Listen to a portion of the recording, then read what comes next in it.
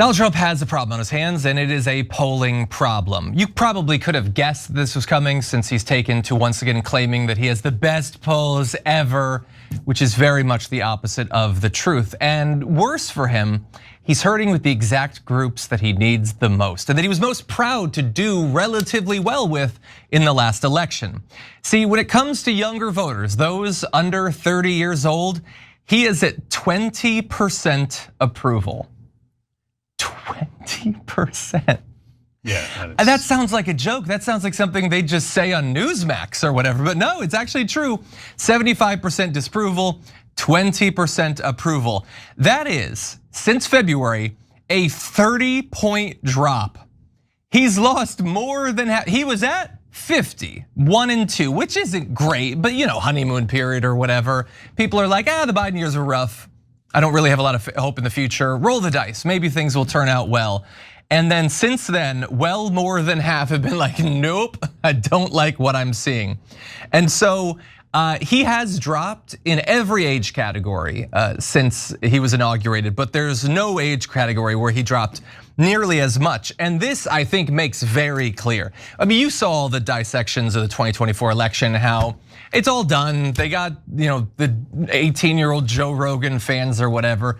No, if it was an ideological shift, if it was something like that, he wouldn't be dropping this fast, especially when his power hasn't been constrained. He's delivering on the things he said he would do, and then a lot of corruption on top of it.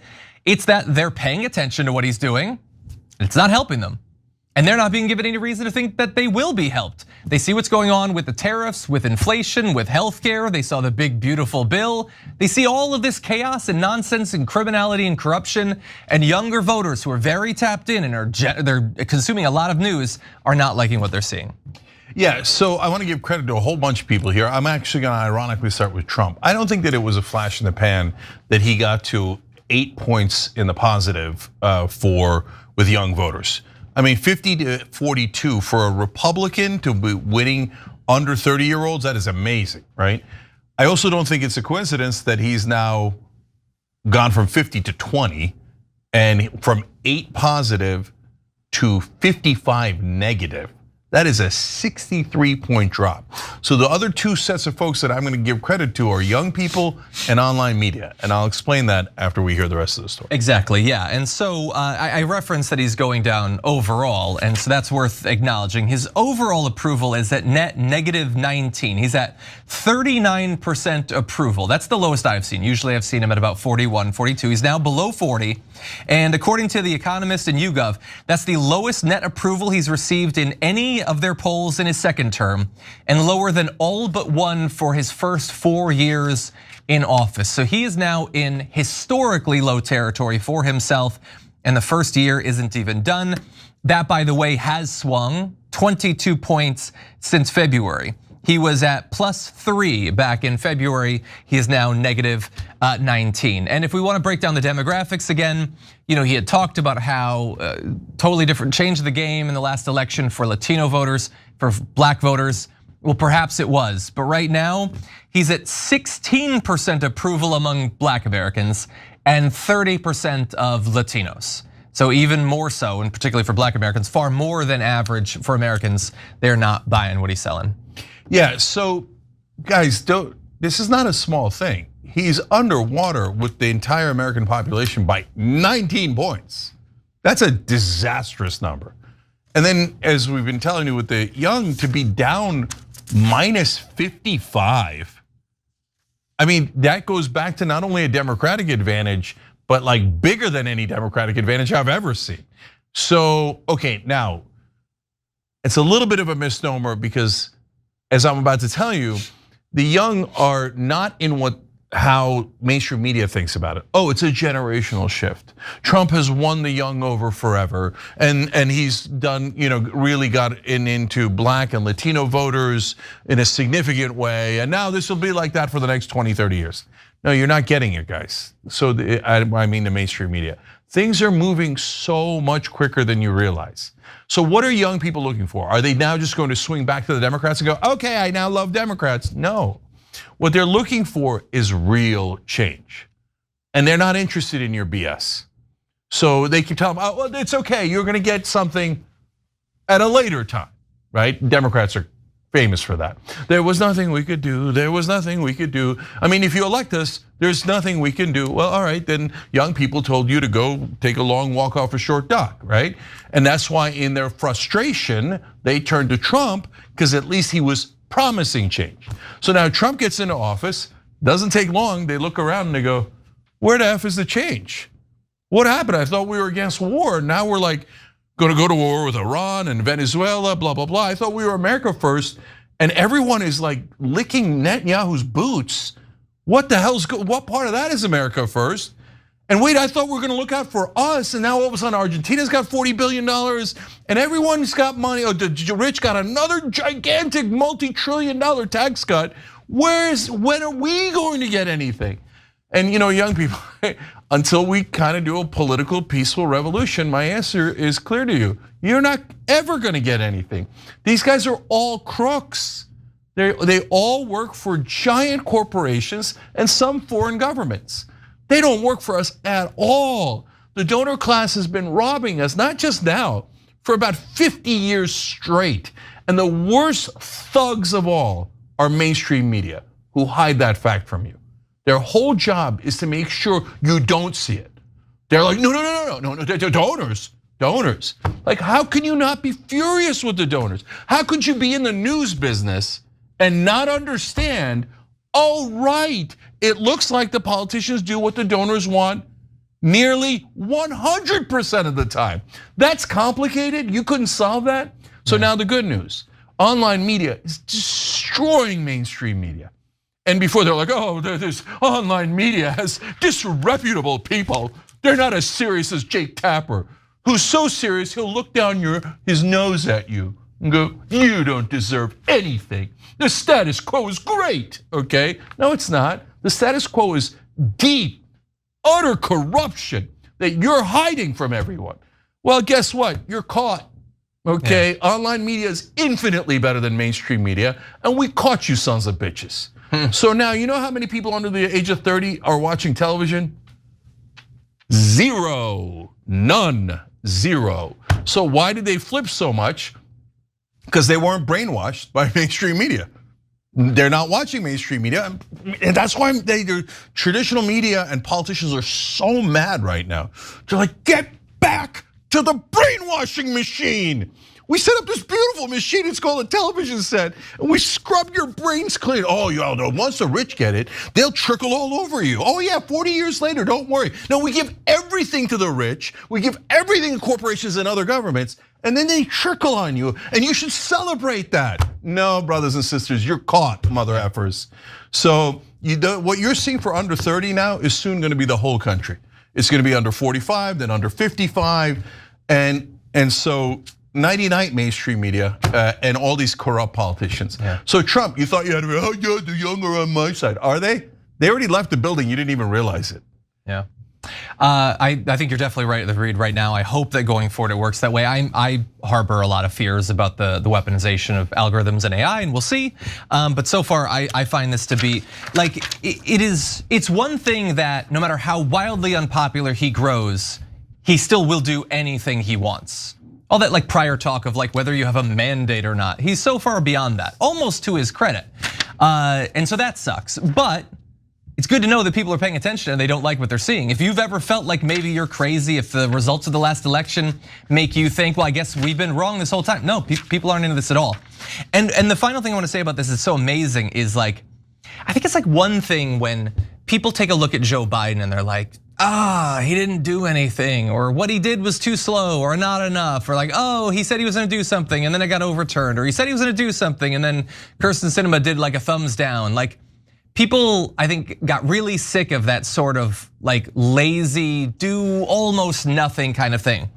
With Donald Trump, it's not the same thing. He's aggressively doing terrible things. He is wielding as much power as he wants, but if you're a regular person, you're saying he can do anything he wants and none of it is with an eye to me or my family. So he can throw the money to Argentina.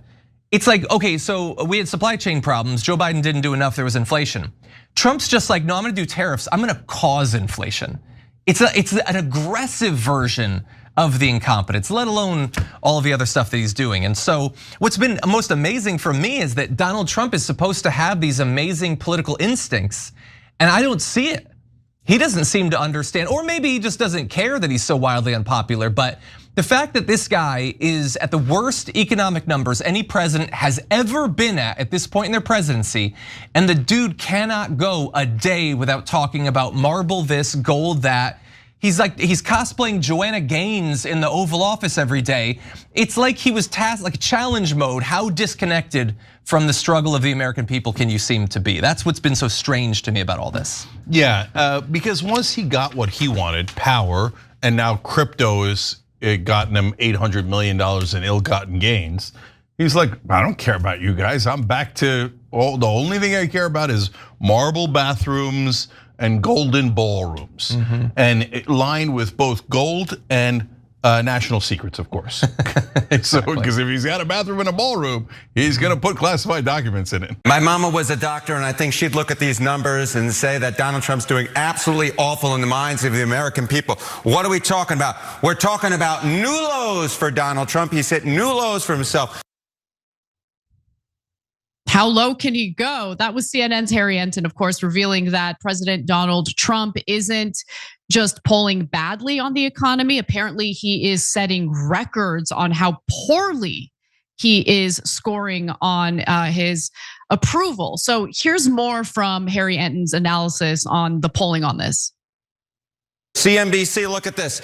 Down now, minus 13 points on the net approval rating on the economy. You come to this side of the screen, it's minus 19 points among Quinnipiac. And keep in mind, we're talking about hitting record lows for Donald Trump in either his first term, which of course ended back in 2021, or his second term. Worst economic net approval ratings at this point among presidents since 1977. In the presidency, right, this is a new Donald Trump presidency. Look at this, he's the worst for any presidency at this point. How about the second term? Come to this side of the screen. Of course, Trump's in his second term. He's the worst for any president at their second term at this point. So Donald Trump isn't just beating himself with record lows. This is the lowest for any president ever at this point in either a presidency or for a second term.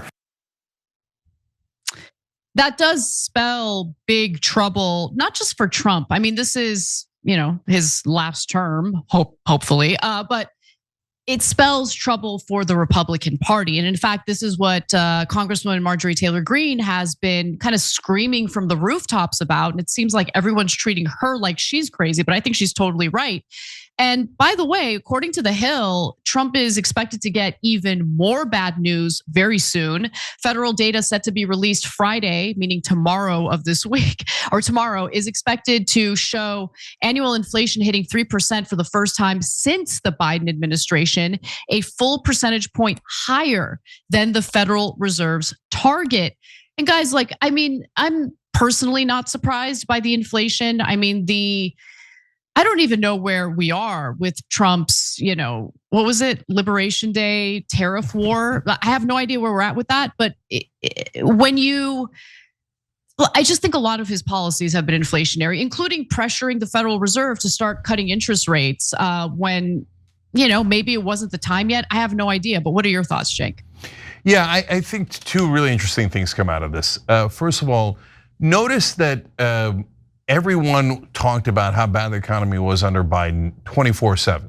Now, Trump is doing worse than Biden, but almost no one's talking about it.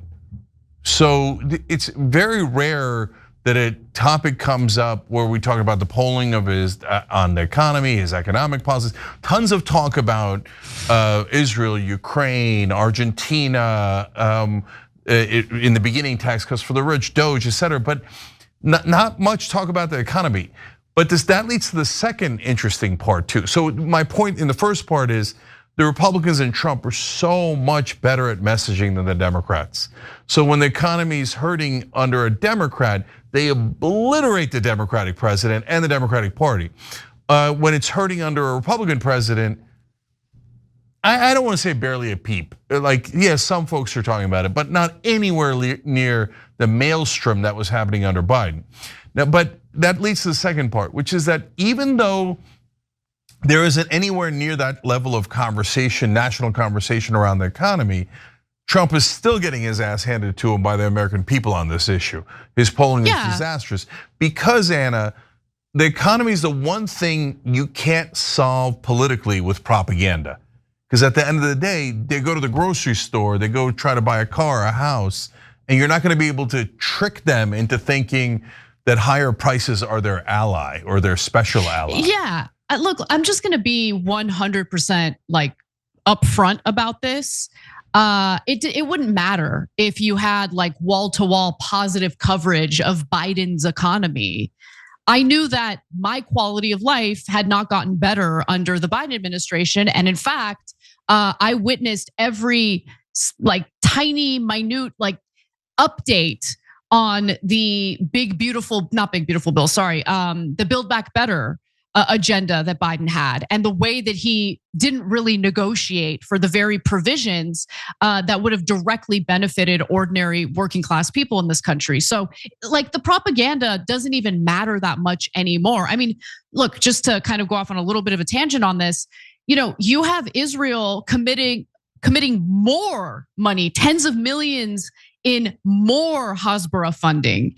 And look, every tweet of mine or post on X, it immediately bots swarm, immediately. But it doesn't matter because people have already witnessed what the last 2.5 years, 2 years looked like in Gaza. Right? Everyone saw it. We see the videos. There's no amount of propaganda that can change our minds about that.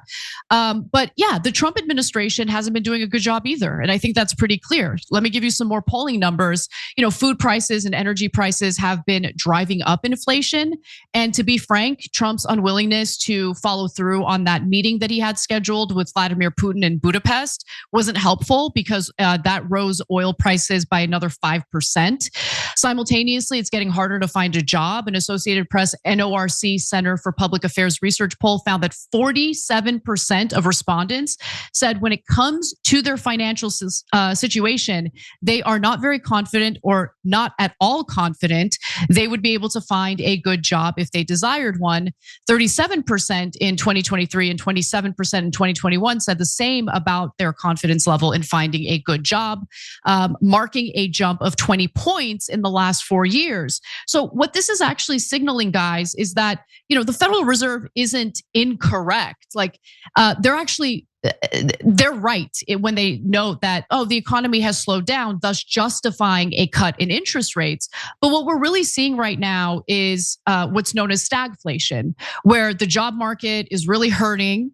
At the same time, inflation continues to rise. So cutting interest rates isn't necessarily going to help the situation. In fact, there's really not much the Federal Reserve can do. And that's how bad the economic situation really is.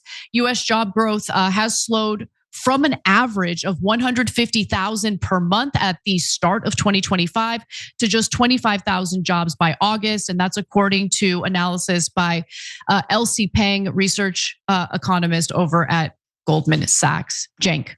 Yeah, so some things are not related to how dysfunctional our government and politics is. So for example, the corporations don't want inflation either. That also hurts them. They didn't want Trump's tariffs. Tariffs are driving up inflation a little bit. Tariffs are, especially the way that he executed them, were not logical, right? So it's not all just corporate rule and their donations to the politicians that are rigging the system. There are some other elements too, like Trump's bizarre decisions on the tariffs. But overall, the reason why you're seeing this in Democratic and Republican administrations is because we do live under corporate rule. So why does that make a difference? Well, when those corporate donors give billions of dollars in aggregate to the politicians, what they buy back is lower wages. The National Restaurant Association is a great example of that. When they were debating for like a second the higher minimum wage, when Biden first got into office, the National Restaurant Association literally gave checks to Kristen Sinema and Joe Manchin and many others the day after they voted down higher wages for Americans, right? A higher minimum wage also pushes up everyone else's wages. So there are literal donors and lobbyists working 24/7 to make sure that your wages are lower, not higher. So that is rigging the system. And then of course they want their products to be as expensive as possible to make a larger profit. So that's why the drug companies represented by Big Pharma, probably the most powerful lobby in America, are constantly legally bribing almost all of our politicians so that we're not allowed to negotiate drug prices. That creates obviously much, much higher drug prices for all of you guys. So as you see all these prices going up, also for housing, by the way, and I could show it to you in almost every category, there's a reason for that, because corporate donors have rigged the system in their favor through legalized bribery. And that's why you're feeling like you're being oppressed and the game is rigged against you.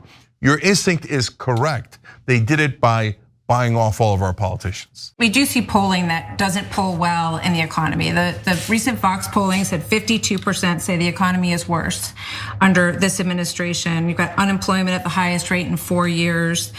Groceries made a big jump in the last term. So how is that?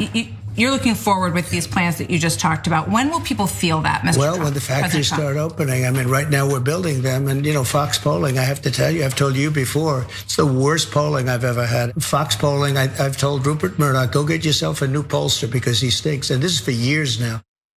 Right, when you don't like the numbers, what do? Fire them. We saw that with the jobs. Trump returned to his tried and true excuses yesterday when Martha McCallum confronted him with those less than flattering poll numbers. According to him, the issue is not his handling of the economy. The real issue is Fox News's polling abilities. So he says they got to fire him. I told Rupert they got to fire him. Unfortunately for Donald Trump, Fox News is far from the only outlet with pretty terrible numbers for the president. A Washington Post Ipsos poll just found that 64% of Americans disapprove of how Trump is handling tariffs, while 59% disapprove of how he is handling the economy. Those inherent baked-in numbers of about 40% are always remarkable to me. Do you approve or disapprove of the way Trump is handling each of the following? Tariffs on important goods, 34 approve, 64 disapprove. The situation involving Russia and Ukraine, 38 to 60. I don't know where the 38 is. What are you approving of? And then the economy, 40 to 59, as we see there. Additionally, more than 2/3 of Americans describe the state of the economy as not so good or poor. An AP NORC poll found that 60% of adults think Trump has gone too far in imposing new tariffs on other countries. So you see there, gone too far, 60, about right, 34, and not far enough, 5. So that, again, 34 and 5, you have that 39, that's pretty, things are fine. But Trump, of course, has an excuse for everything, and this is no different. It basically boils down to the fact that he thinks Americans are too dumb to understand his genius. Listen. With regard to people's feeling about the economy and the tariffs, and some polls show that people are concerned about the tariffs as well. That's only because they don't understand the word tariff. I mean, look, again, we have all this money, trillions of dollars pouring into our country only because of the tariffs. I mean, I'd like to say because of November 5th, the election, but it's really because of the tariffs. We have right now, when you look at our numbers, the investment that's being made in our country is, again, Biden's at 250 billion, right, and we're at 17 trillion. Yeah, that's a big number. No, nobody's ever heard of a number like that. Well, no one's ever heard of a number like that because it isn't really the number. It's that $17 trillion figure, or 17 trillion figure is a wild overestimate. But it's not just economic issues that people aren't happy with. The Washington Post Ipsos survey finds that Americans disapprove of Trump's performance on crime by a 10 percentage point margin and oppose him ordering the National Guard to other cities by a 4-point margin. And overall, Trump is what they say underwater. 56% of Americans disapprove of the way he's handling his job, while 43% approve, a negative 13-point margin. So you can see it right there. September, 43% to 56%. Those numbers have stayed relatively solid throughout his presidency. Hard to believe he only took office in February. We are, do some math for me, John, about 8% into this, 8 months into this. That's what it sounds like. We're 9 months in. 9 months. So children that were conceived by drunk, depressed couples on inauguration night are being born into a hellscape around this week. Well, we look forward to welcoming those babies. I'm going to get to to you guys in 1 second. Let me just give you one more poll. The AP NRC numbers were even more bleak for these poor babies. Overall, 39% of adults approve of the way Trump is handling his job as president, and 60% disapprove. Those are pretty hard, consistent numbers. Those are numbers that haven't really wavered, Waz. What do you make of all of this and what the president's options are? It's kind of remarkable, honestly, how similar the Trump situation is to Biden in terms of the messaging out of the White House is, oh, you guys are just too dumb to realize how great the economy is. Look at our GDP growth. Look at our stock market. Look how great the economy is going for everyone. When the reality is most Americans don't own stock, don't have a 401k. They're not realizing those gains in our economy. And yet they still go to the pump and see a gas situation that's hard for them. They go to the grocery store, go try to buy a steak. I promise you, the numbers will shock you. At the grocery store, they know that housing prices steadily continue to go up, and the same if you want to go out and buy a car, if you want to go out and rent an apartment, you name it. Like the cost of living, childcare, you name it, it's not getting better. So it doesn't matter what Joe Biden says.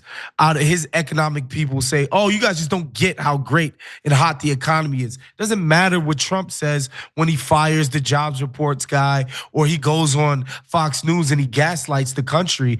It doesn't matter. Like, people are gonna go out and notice that materially their lives are getting worse. And then that's before we even talk about wage stagnation, which is a 50-year problem in this country. So Trump can go out and do his normal bluster, but it's not going to work. Well, here's the thing, John, in listening to Waz and what he's saying about this and this bluster that we know, Waz says it's not gonna work. It did work in last November, it worked. And I was standing next to people who said to me, my eggs are too expensive. Mind you, people who just spent like $300 at the tents behind them to buy MAGA scarves and hats and buttons and all of that, but their egg prices were too high and they felt like they were paying too much in gas. So I think Waz is right. The bluster's not gonna work. It doesn't have to, he's not running for re-election again, but there is an election next year. How does this square for Trump? How is he able to change this narrative when he's telling people they don't understand the economy? This is what it is right now. What happens now?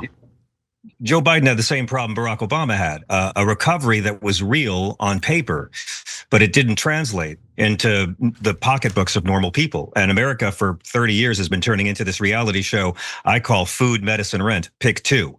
But the reality was under Biden, who did massive investment, the first 2 years of Joe Biden's presidency, we'll study someday to see how you actually do it FDR style. We got to have the lowest rate of childhood poverty in history in 2021, which shows we can do that if we want to. Government policies got us there. But Donald Trump has blown everything he inherited from Fred Trump, Barack Obama, and now Joe Biden. That's 3 inheritances in a row. Don't forget, as unsatisfying as it was, America was handling inflation better than every other capitalist society in the G8. I mean, we really were the envy of the world, as crappy as it was. And now 2/3 of the Americans say the economy is poor. It's only 9 months, or not so good, which is how Melania describes the marriage. 70%, Mr. Schur, say Donald Trump's tariffs make things more expensive. And the other 30% are still trying to figure out why Big Macs cost $19 now. He can't do anything. It's too locked in. And these Republicans, like brave little Ted Cruz, are beginning to do the dance they're gonna have to do of putting space between themselves and this guy just enough, because they all know that the tariff problem is not gonna get better. The Fed has reported that consumer spending has flatlined or dropped and prices have gone up in every single sector. Add on to that, Epstein's not going away. So if I was Jimmy Fallon, I'd lock the doors right now, because this guy's going to need a lot of scapegoating, and Hunter Biden will pay. Yeah, there's no question. I couldn't. But again, the Republicans are. I'm sorry, Michael. But the Republicans are terrified because they know that Trump's not going to be on the ballot this year. And there's folks that come in from the mountains, or in from the woods, or down from the hills, or in from the swamp when Mr. Trump from the TV's on the ballot. Those folks didn't come in 2018. Of course they didn't. They didn't come in 2022. And the midterm's not going to have the riz to get those people, the ones who think climate change is fake but pro wrestling is real and vaccines make you gay, a lot of them are not going to bother showing up. Right, that's true. And even if the maxim is, well, Trump is always on the ballot, he's not on the ballot unless he's on the ballot. So some of his ideas may be, and some of his passions may be, and some of the people that came out to see him, maybe, I've said it before, I feel like that there's a part of Donald Trump which is like Tiger Woods. I'll watch golf if Tiger Woods is golfing. I will not watch golf if Tiger Woods isn't golfing. And it's not because I have other things to do with my day and I'll watch, other sports. He's the star that gets me out, and Donald Trump is the star that gets a lot of his voters and supporters out. John, I want to ask you this. One of the numbers that was kind of a back number here that we didn't talk about so much, because we talked about the economy and those favorable and unfavorable numbers, was 10%. He's underwater 10% on crime, right? On crime. His favorite issue is like his best subject at school was detention. You're underwater on crime. Exactly, but this is what I'm saying. How many black people does this guy have to abuse to satisfy his policy, though? All these policies of going to the cities and flexing the muscle of the military in our cities and picking up immigrants, that's to deflect, in my estimation, from really poor economic numbers and saying, all right, this is the winning strategy. Crime's the winning strategy. He's not even winning with that, is he?